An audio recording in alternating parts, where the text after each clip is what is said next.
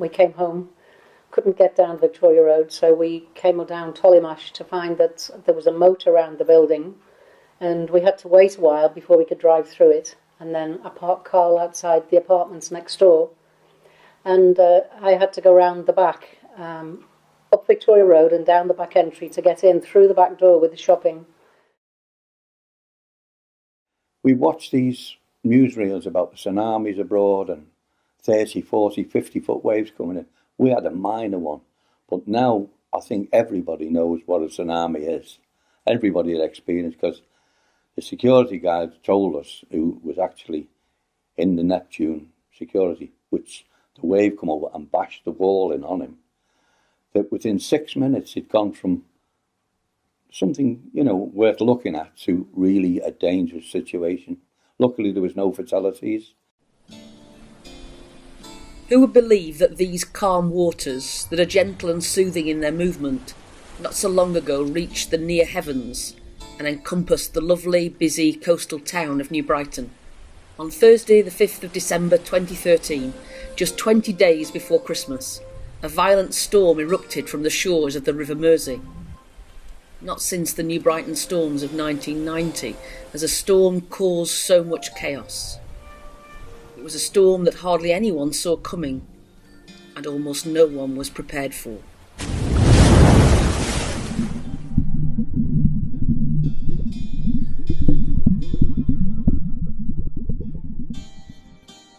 At the height of the storm, people stood in complete awe of the majesties that the catastrophic waves brought to their eyes. But soon, the once graceful sight grew dangerous, and once excited people now became consumed with fear. It was certainly coming over the side quite high, very strong wind behind it. A lot of people on the prom taking photos up against the seawall, whatever. I came in here with another of the crew members, and a couple of them came down then because they'd realised the state of the sea. And within a very short time, the water started trickling in from right across the car park, across the promenade, started trickling in the front there. Within 2 minutes, we were knee deep. Well, we were up at the back at the casino watching the tide coming over the wall when I decided to come down because my car was in the car park. And obviously, by the time I got down to try and get in the car, there was a massive surge of water which filled the car up. So the car had to stay there. Then it gradually got worse.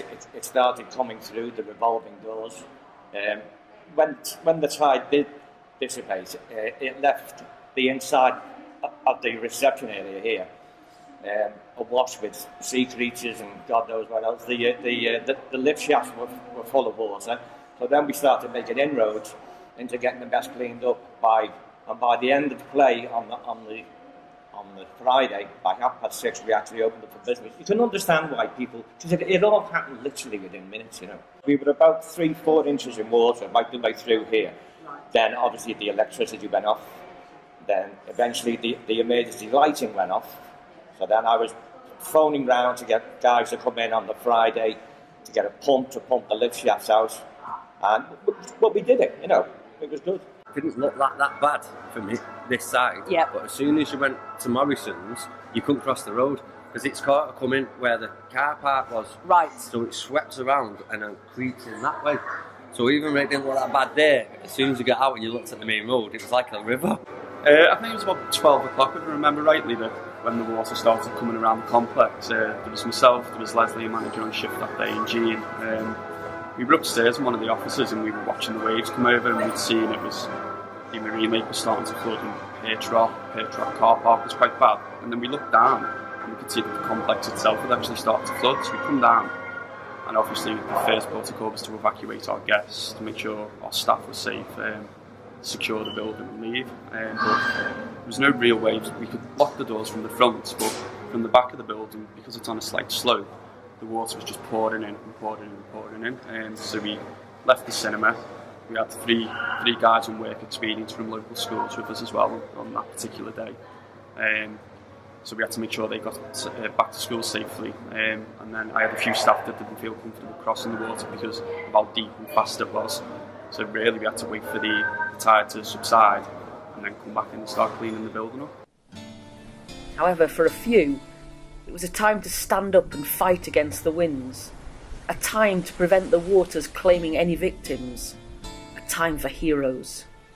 There were about 60 or 70 people were doing along the promenade. I wasn't one of them because I had to work, but then we got involved with clearing out a lot of rubbish out of the marine lake, and Peak Pursuits got involved as well, and they leased the marine lake. A lot of people just did a lot of things, and it was really encouraging to see the community getting involved.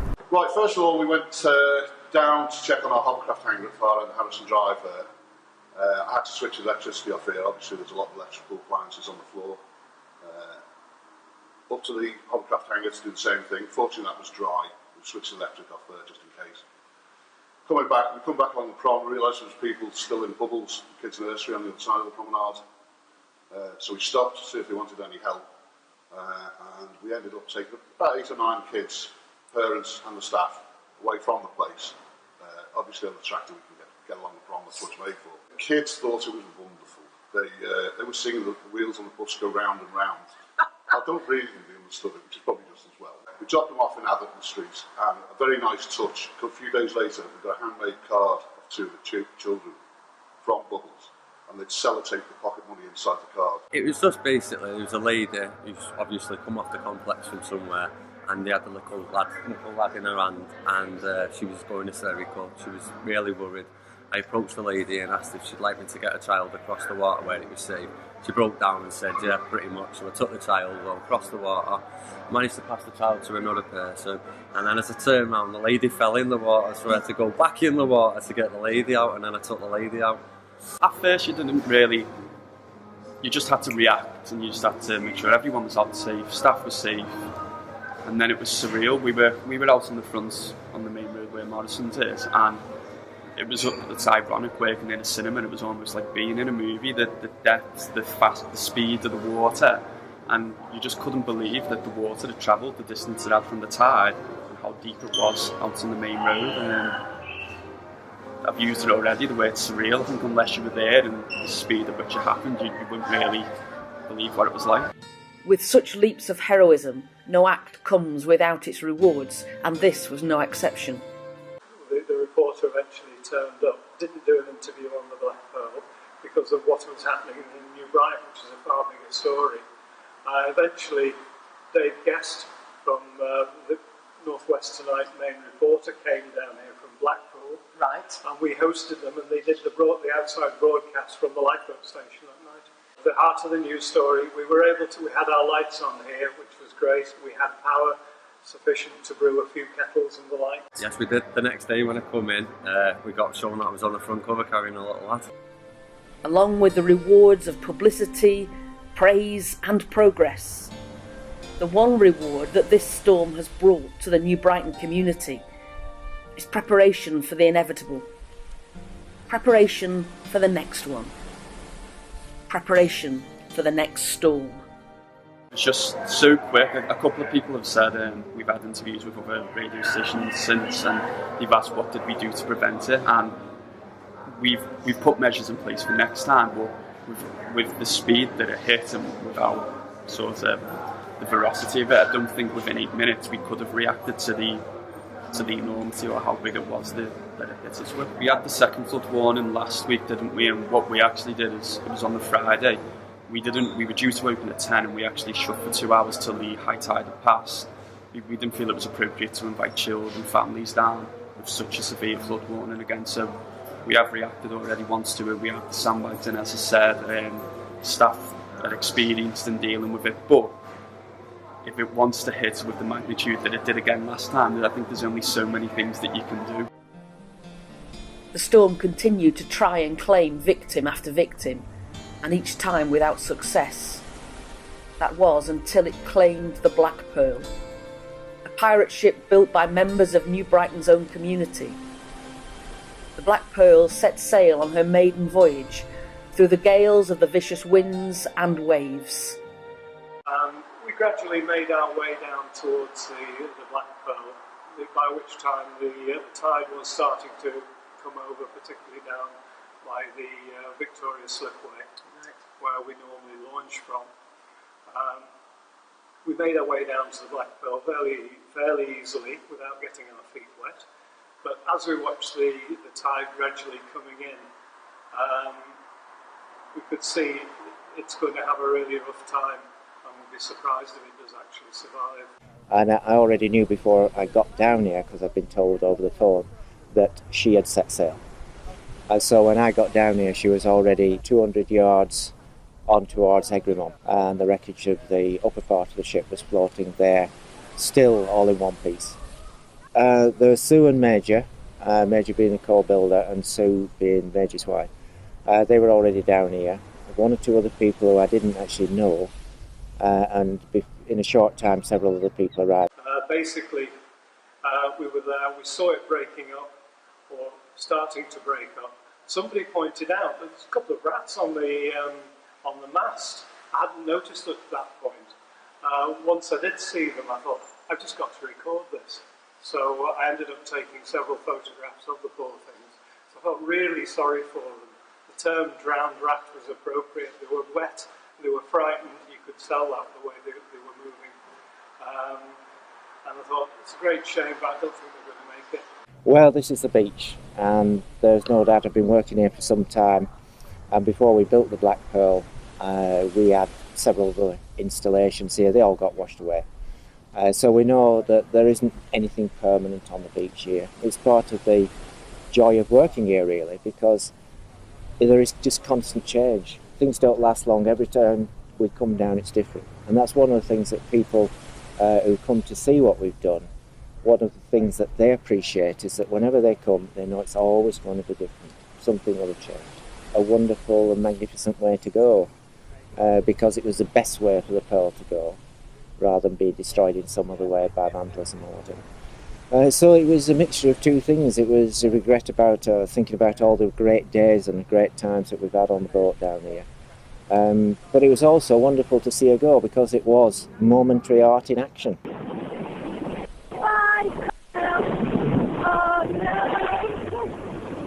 She'd already gone out into the river, and Sue was very disheartened, and I started crying, and there were tears rolling down my face, and I felt very, very saddened by it all. But when you reflect on it in the end, we can rebuild her, and more people will get involved, and it's a beautiful thing. It's a beautiful thing for our community, and for the children. I've loved it. And adults, we talk about Black Pearl instead of saying it's raining, it's a horrible day. There was community, but now everything's split up. But this is a wonderful thing, and it has brought all ages back together. It was very sad to see the Black Pearl. We didn't actually see it washed out to sea, and that was a sad aspect. But really, we didn't do too bad in terms of no one was injured. That's right. I think one person had to be rescued off the sea wall, who got too close to the waves. There's been some building damage, of course, but that can be repaired. And that's all down to people getting involved. Was this a gigantic loss, or perhaps more a bittersweet event that presented a chance? A chance, reflecting on the life of the community of New Brighton, to rebuild and progress for the future. But yeah, now what happened subsequently, of course, is that initially we knew straight away we will probably build another boat. And so we will. But unfortunately, we've also had a tremendous sort of period of turbulence in the weather. And we've already had a platform that was put up just for the New Year party, along with a mast, so that we would have somewhere to actually celebrate New Year. Even that got washed away a few days ago too. So there's no end to the bad weather. And so, yeah, the community is all in favour of building another boat. But I'm afraid, once again, the one that we build will be a temporary structure. It is miraculous how so much community spirit is conveyed in the streets of New Brighton. In any natural disaster, big or small, many would see it as an excuse to give up and surrender to the storm's destruction. Not here in New Brighton, though. It's been fab, it's been really good, yeah. Everybody pulled together, you know. I got some people out of the home of bargain and led them through our building to get them out there, because it was a wash of water out there, you know. There is a real sense of community because it's owned by the community. People from the community take part and join in, and they have a strong sense of ownership that this is their boat. It's a community hub. People meet here, people come and talk here, and we've had wonderful community days here, and we will have again. Everyone chipped in. Everybody was coming around making sure it was okay. Prezzo gave us free pizzas. All the campsite looked after each other really well. So everybody pulled together. The next day, everyone was mopping out and whatever. And Latasca, the restaurant's very good. We went from here along there. They've given away free paella. Very nice. After the storm, it's been a great community. There's been a really good spirit locally. It's been really, really, really positive, and I wouldn't say we were that surprised because we've got such a loyal fan base and our guests are wonderful. The interaction that they've got with our staff is brilliant. We had so many guests coming in, volunteering to help to clean with us, and it was just such a nice thing to see. We had lots of the local businesses such as Prezzo and Latasca feeding our staff who were working through the clock, and just it was nice. I think lots of my staff actually got to know some of the other staff members from the other chains that they might not necessarily have known pre the flood. People taking pride in the community, which is what it's all about, you know. I've got to say that the Biffa and the police and the lifeboats and everybody from the public service was absolutely amazing. I mean, the police were there with knee-deep in water trying to clear the sets that had been thrown up. Biffa was round almost immediately. The security people and the staff of Neptune were there helping and assisting right through the flood round all the shops and all the people. So I was very impressed. I was that impressed, I wrote to my local councillor and said, on my behalf, will you please write to all these organisations and thank them for what they've actually done, because they went above just doing the duty on that occasion. Here in New Brighton, the community is flourishing. Flourishing more than has been seen for a long time. Flourishing as people aim to clean up, come together and prepare for the next time. And flourishing as they prepare for what together the future may hold.